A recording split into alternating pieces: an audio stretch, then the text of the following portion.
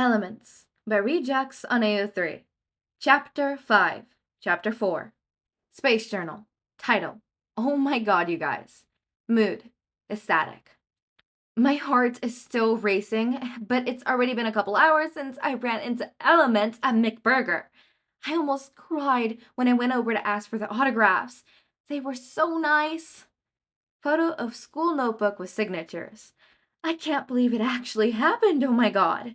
Felt a little awkward going over at first because it looked like Bakugou and Izuku weren't in very good moods. Frowny face. The others seemed fine though. Whatever it is, I hope they'll be okay. Anyways, signing out, I still can't believe I met them. Ah, I really can't focus on studying right now. Comments. Oh my god, lucky. I hope to have a chance encounter like that one day. Probably not, but a girl can hope. Sho-chan has pretty writing. We truly have been blessed. What if Bakugou had a love squirrel? Frowny face. The photos Kachan found were given straight to the police once Shinso heard about the situation and was scolded for not doing so earlier. He took the scolding without argument. They had a photo shoot the next day, and Izuku ran on autopilot. With what had happened the night before, he'd rather would have stayed home and get things sorted out with Kachan, or get things sorted out with him anywhere if it meant they could settle things. It didn't help that all throughout the photo shoot, Kachan avoided him at every possible moment. Back to square one, Izuku thought, bitterly, before pushing the thought away. No, Izuku, you're not giving up on him. He just needs to cool off, and then you'll talk. Maybe. Hopefully. Probably not. Kachan was infamous for never cooling off. It didn't help that he felt like he was being watched throughout the entirety of the photo shoot. He was beyond uneasy. When the photo shoot was over, they grabbed lunch at McBurger, Dinky's suggestion, which everyone agreed with. A surprise because Kachan would usually have said no for the sake of his diet. The feeling of being watched didn't leave while at McBurger. When the young fan came to get their autographs, Izuku was on high alert and felt guilty for it after realizing she was completely harmless, different from the other fan. It was after she left when the weird feeling was finally gone. However, Izuku couldn't help but feel worried about that fact as well. Are you okay, Izuku? Denki took one of Izuku's fries. Izuku didn't even care. I just have no appetite. Still rattled by those photos? Yeah, that and the other thing. Denki dropped an arm over his shoulder. You got us looking out for you, man. We've got your back no matter what, so don't stress too hard about it, alright? While being unable to not completely stress out over everything that had happened, his words were soothing enough for the moment. Thanks, Denki. Izuku smiled. Yet, now he truly felt like a quirkless moron. Powerless. He caught Kachan watching him from the other end of the table. Bitterness pooled in his gut as he made sure he was the first to look away. Neither realized Shoto was watching them both. Are you busy? Izuku was sitting on his bed, strumming his guitar when Shoto peered into his room. Just doing a bit of practice, no biggie. The dark-haired boy set the guitar aside. Shoto stepped in and shut the door behind himself. I noticed something's wrong, he said. Are you and Katsuki fighting? Of course, he had noticed. It wasn't as though either of them were necessarily hiding it, but it was still embarrassing. We had a minor argument, but that's all. Since it has taken this long, it doesn't seem very minor to me. The leader leaned against Izuku's closet door. Usually when you two argue, he'd have short outbursts afterwards, and you'd have your own little thing to say, then it'd be okay. Right now, you're both avoiding each other. You understand it made the photo shoot really difficult, right? Sorry. Izuku kept his gaze down. Sometimes we just have fights we can't recover from right away. That's all. Do you want to talk about it? That phrasing alone was enough to make Izuku's eyes burn and his throat tighten up. Really? I'm gonna cry because of that. He said it more to himself than Shoto, but Shoto took it as an invitation to sit next to him and wait. Just like that, all Izuku's frustrations and worries came pouring out as tears. A small part of him felt even more embarrassed from being seen this way, but the rest of him couldn't even muster the energy to care. He wanted this whole ordeal with the stalker to be over with, and to be on better terms with Kachan again. He wanted to write songs with his friends and not be thought of as some weak, workless moron who needed bodyguards. He wanted everything to be normal. By the time he finished crying, Izuku was too worn out to even tell the leader what happened. He wiped his eyes, and Shoto lightly, awkwardly, touched his back. Sorry, Izuku said, tired of apologizing, but he couldn't help it at this point. You came in wanting to talk, and I just, well, cried. It's all right. Shoto simply responded, Crying's good for you. The Shoto man laughed softly and finished drying off his face. He momentarily wondered if he looked as shitty as he felt. Yeah, I needed that. Izuku finally found it in himself to put on a proper smile as he looked at Shoto. This talk worked wonders, leader. Thanks. You're welcome. Confusion flashed across his features. We didn't really. I know, but you still helped, and I decided it's best you didn't get involved. Shoto furrowed his eyebrows, though confused. No? You're our leader, which makes you our mentor, right? But with this sort of thing, Kachan and I should hash it out ourselves. Izuku breathed out. What I mean is, this is something between us that stems from ages ago. If you get involved, then that means I really can't do much without your help, and it'll only prove his point. The leader's eyebrows remained furrowed. Is that what this is about? Because there are times when. No, I know, but it's fine. I'll be alright. Izuku grinned. Kachan and I will be okay. It took another minute of convincing before Shoto finally accepted it and bid him good night, turning to leave. Upon opening the door, Kachan came into view, who quickly turned away as if he had been walking by the entire time. Ah, perfect, is all Shinso said as he grabbed the back of his shirt and pulled him in. What? Both Kachan and Izuku were taken aback. Izuku more so, as he had no plans to talk to Kachan right now. They stared at Shoto in what may have been betrayal, as the man stared back at them from the hallway. He kept staring back as he shut the door. Izuku's eyes slowly trailed over to the blonde, who did the same in return. So, this is happening right now. Kachan, I'm sorry, okay? Huh? Kachan kept his gaze to the floor. What I said was shitty. Beyond shitty. He took a moment to inhale, probably to think about his next words. No, you're not just some helpless space case who can't do a damn thing to save himself because of how useless he is. The phrasing was different, but that works. Shut up! I'm trying to apologize. And apologizing was clearly not something he was used to. I don't know, Kachan. Why should I let you off this time? I'm sorry. Crimson eyes met green, and Izuku's gut felt like it was beating in his throat.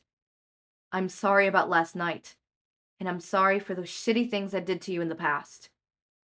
Izuku blinked. He hadn't expected the apology to go that far. I was a real shithead.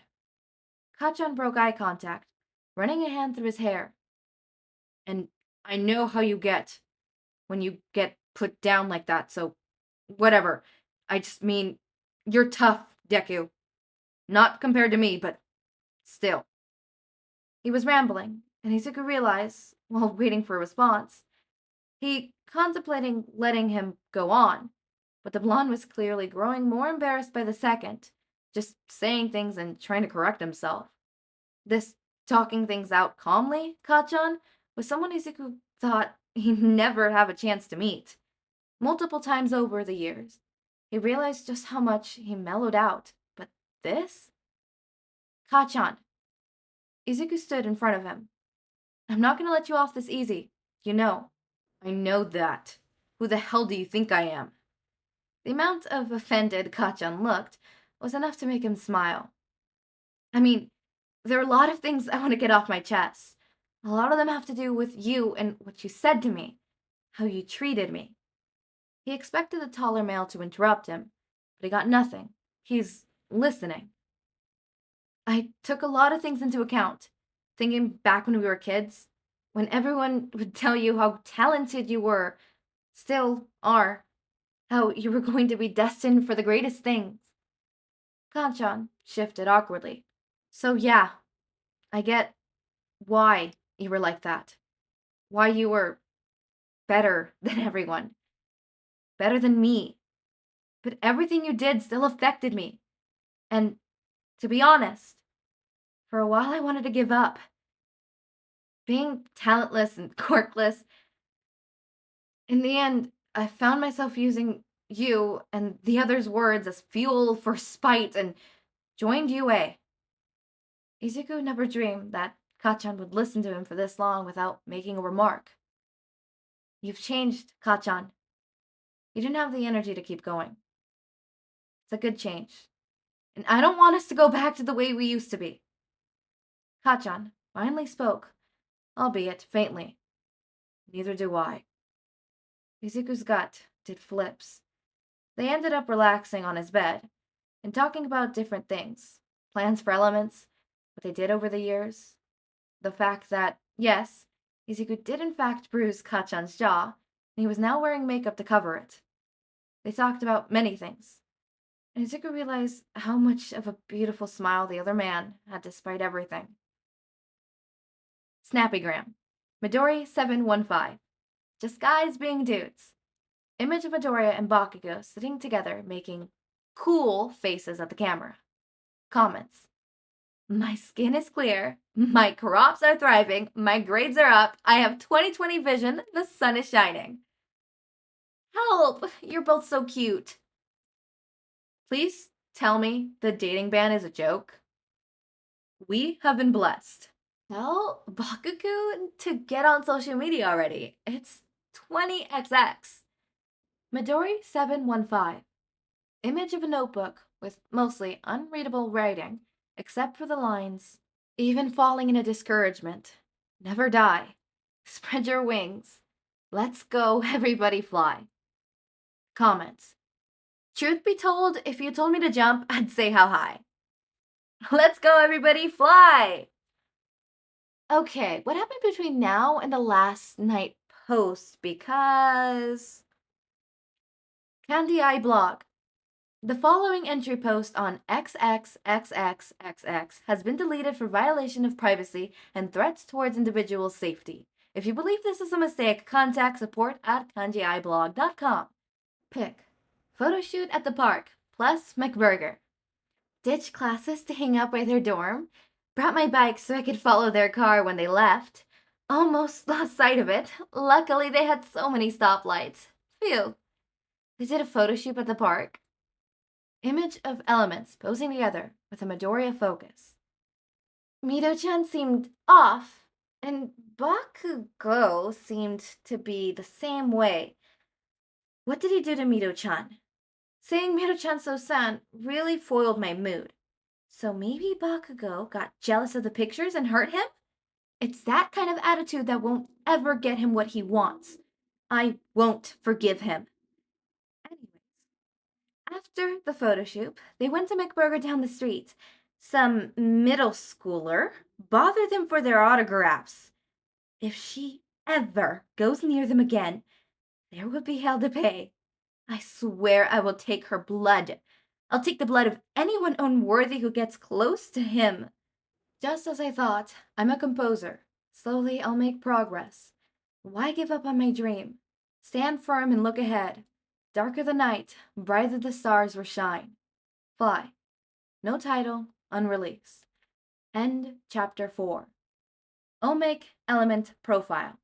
Todoroki Shoto, leader plus main vocalist. Age 19. Birthday January 11th.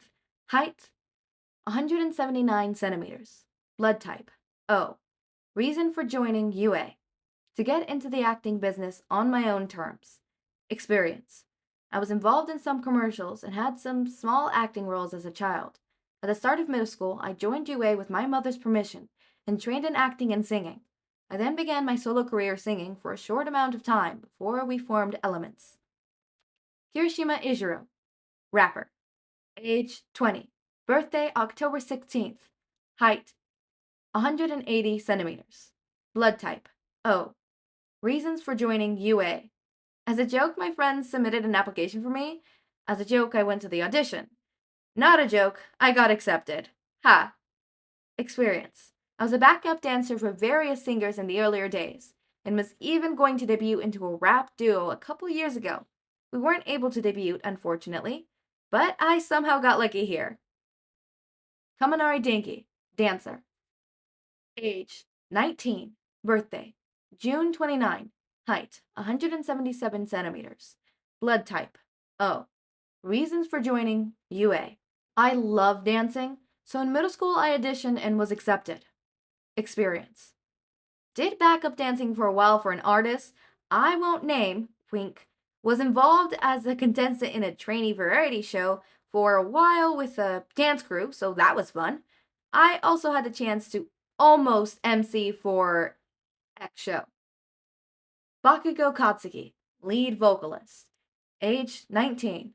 Birthday April 20th. Height 179 centimeters. Blood type A. Reason for joining UA. I was rebelling against my mom. I'm still rebelling against my mom. Experience. A ton of singing and piano, guitar, melodica, drums, onomatone. Midoriya Izuku, sub-vocalist plus lyrics. Age 19. Birthday July 15. Height 172 centimeters. Blood type O. Reason for joining UA. I wanted to become a great actor and singer. Smiley face. Experience. A lot of lessons over the course of a year before Elements form. So pretty much just Elements? Does drama club in middle school count, though? Alright, so I have a lot of notes today. So first of all, for those who haven't watched my first video that I posted and only watched Elements, as you noticed, there was a couple days where I didn't post Elements. That was because I was moving. If there's an echo, I'm sorry. There's not much I could do about it. I think there's a slight echo, or maybe it's a better quality or whatever. If the quality of the video changes, my bad. Or the audio, my bad. Again, new room, bigger room. It's all to myself, and I literally only have 3 pieces of furniture, which is my desk, my bed, and then my dresser. So there's a slight echo because half of the room is empty. So sorry about that. The echo used to be super, super bad because there was literally nothing in here. I'm gonna see if I could fix that if it becomes too much of a problem, unless you guys think it's good. I think the quality is okay in my opinion, but that is my opinion, so I want to know your guys' opinion and see what I can do about it, because I don't think there's much I can do about it. So I want to talk about this. So first of all, the BKDK ship name, really? Bakugou? Bakugou. You know, I think we've been blessed, because I used to think, like, why Bakugou? Like, what? Why Bakugo and Deku's name? Like, what? Bakugo name and then Deku? Why not Deku and Kachan or something like that? Yeah, now I know why. BKDK, or Bakudeku, is way better than any of these other ones that I'd be listening to. Like, for example, this one, Bakuizu? Bakuizu. Imagine a world where the ship name wasn't BKDK, it was Bakuizu. Oh yeah, you hear about that new Bakuizu fic? You know, I think it's worse than the ship name we got in what's it called? Are You Dating? Because at least in that one, it was kind of cute. Deku-chan? Deku-chan was cute. I really like that. I would settle for Deku-chan, right? I would settle for that. But Bakuizu? I don't like Bakuizu. Is it just me? What are your guys' opinions on that ship name? Bakuizu. I don't like it that much. Alright, so I want to talk about the difference of the fans. So clearly, so we have confirmed that the fan beforehand was Toga, obviously, beforehand, but, like, even Izuku can tell the difference. So, like, for a second I thought, or at least with, the chapter before, chapter 4, chapter 3. We'll call it chapter 3. We'll call it chapter 3. We'll refer to it chapters as the name of the chapter, this is chapter 4. But the last chapter I thought, oh no, now he's gonna get scared of all the, the new fans that come to ask for his autograph. So clearly that's not the case. He was still wary and still like, ugh, but it's like, okay, this one is different, right? And obviously the whole day he felt watched. And then the second that one girl left, he stopped being, like, feeling like that. And at first I thought, oh, okay, then it is Toga. Okay, that's weird. Maybe the Toga changed, how she looked or something. No, I think I figured out what it is, but I'll say it at the end because that's my end quote, since the clicky bomby thingy, the light bulb moment happens towards the end. So, I want to talk about the BKDK makeup, or should I say Bakui's? No, I'm not saying that. I should not say that. But the BKDK makeup, I really like that. I like that they actually got to sit and talk. I like that Bakugou apologized. I like that we established this first on early into the story. We love that. Let's get a claps for that. Let's get a claps for that. Great job, Bakugou. We love that. You're already doing way better. Fan hurt? What? Oh, fan hurt. So back onto the topic of the fan who left and then the feeling left. Did Toga did something to that fan? Did Toga do something to that fan? Did Toga follow that fan? What happened? Because Toga didn't seem very happy with that fan, right? And then here's my predictions, right? Somebody in the comments once said that they didn't, they're like, you're probably right, but that doesn't mean I like that you're right. Do not worry. I hope that my predictions are also freaking false and that I don't get them right, because I fear on what it means if I get them right. Especially this one, because it's one thing for Izuku to have like a tracker on their app or something like that, which, judging by how Toga quote unquote almost lost them, I don't think there's a tracker yet, but there might be a tracker, some software, some stalking stuff onto his phone, especially with him leaving it all the time. He didn't seem to leave it. He hasn't left it in a while, but like, something tells me something's gonna happen to his phone. We've already established that he can be a bit clumsy with his phone, so I really hope that, I really hope that was a one-off thing, right? I'm 50-50 on that prediction. This next one, I'm not so much. It's starting to, like, I don't know why it didn't hit me. Something's gonna happen to Bakugou. I'm gonna tell you. There's gonna be a moment. Something's gonna happen to Bakugou. Bakugou's probably gonna go into, like, the hospital or something, or gonna get an attempted murder or something. Something's gonna happen to Bakugou. Izuku and Bakugou are gonna start dating. Then Toga finds out. Toga's gonna be really, really upset and gonna try to kill Katsuki, right? She already doesn't like Bakugou to begin with, right? So if Toga's over here stalking Izuku, and then all of a sudden Izuku and Bakugou, are out and about, and then they go back home, and Toga somehow sees them, or somehow sees them, whether at home or out in public. I don't think it would be in public considering the quote-unquote dating rule. So I think it would be like in their home. Either Toga applies softwares onto Izuku's phone, and that's how she finds out. Toga hacks Izuku's phone, and that's how she finds out. Or Toga stalks him to the point where she's looking in his window, and then she finds out something. Toga's gonna find out, and Bakugou's gonna be in danger. I predict it now. I'm setting my alarm, predicting it. Watch me be right. Anyways, as always, my raindrops, make sure to eat, sleep, drink water, take your meds. Have a wonderful day or night. Link to my Discord server and socials are down in the description. Subscribe to see more of my content, and thank you so much for watching.